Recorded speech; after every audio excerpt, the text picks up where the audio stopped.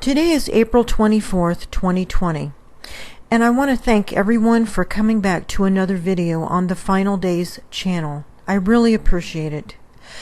Today we will be viewing some incredible footage of a celestial object that takes up 30% of the sky, and also surprisingly clear footage of other celestial orbs rolling across the skies of Alaska. These images were obtained yesterday, April 23rd, from the Alaska and FAA weather cameras. Each image is 10 minutes apart.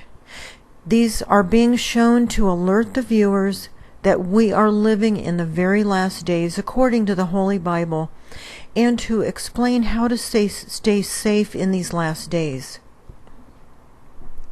The video you are watching now came from the southeast-facing weather camera in Yukon River Bridge, Alaska. Now, for several reasons, we know it's impossible for this to be a lens flare of the sun. The most obvious reason is that it's behind the clouds in the beginning frames. Lens flares can never go behind clouds or other structures in a picture or video. Additionally, this object has a highly textured surface, making its fast rotation obvious. Our sun only rotates once every 27 Earth days, and a lens flare of the sun must look somewhat like the sun. So even the rotation of this celestial object tells us this can't possibly be a lens flare of the sun. The close-up images here are not really necessary because this object is so huge, but it was done to give viewers an idea of the incredible size of this object, which is part of a planetary system that is now close enough to cause changes to our Earth. Yesterday, 45 volcanoes were erupting simultaneously. This is historical and unprecedented. You won't hear that on the mainstream news because it might alert people to the very late hour in which we are living. This very red, highly textured celestial object was captured on the southeast-facing camera in Kotzebue, Alaska. We saw this last week on a different camera. It has a surface that looks kind of like brain coral. Once again, we know this cannot be a lens flare of the sun because its textured surface makes its rotation very obvious. In the last couple frames, it does fade into the atmospheric chemicals and become invisible. These atmospheric chemicals have recently become very heavy. I don't have names and labels for these celestial objects.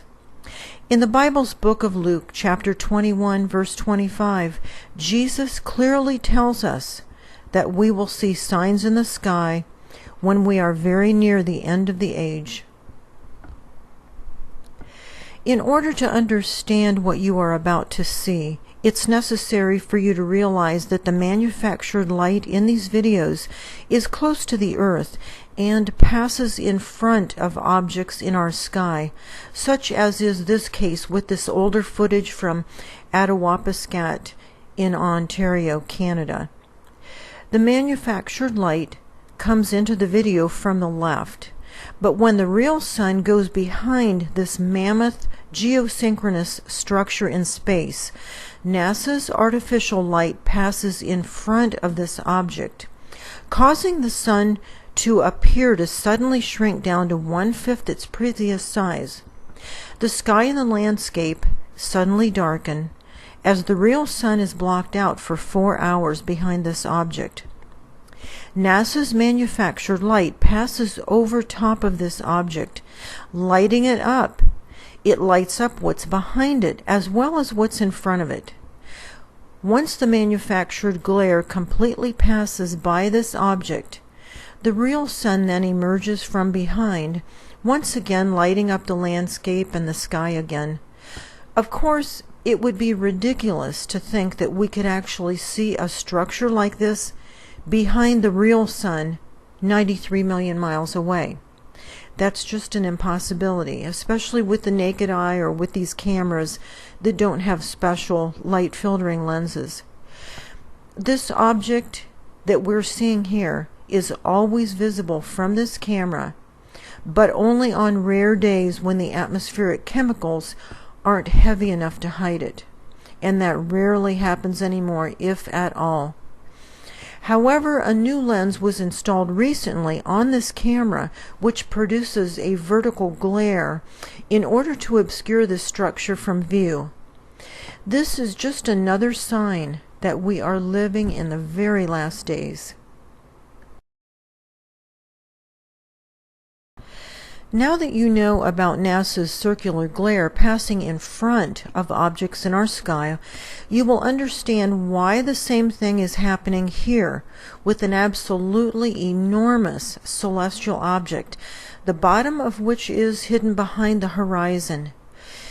The atmospheric chemicals make many of these objects nearly transparent, as you can see here. But when the manufactured light passes over top of these objects, it lights them up, or at least lights part of them up, as is the case here. We know that this object cannot possibly be a lens flare of the sun because it's becoming partially illuminated by the light source. A lens flare can never become partially illuminated by the light source causing the lens flare. In some of these frames, the light source is definitely illuminating part of the celestial object. The powers that be can scale down and in some cases completely remove the earthquake monitors around the world so that the public isn't aware of the incredible increase in frequency and magnitude of earthquakes currently shaking our planet.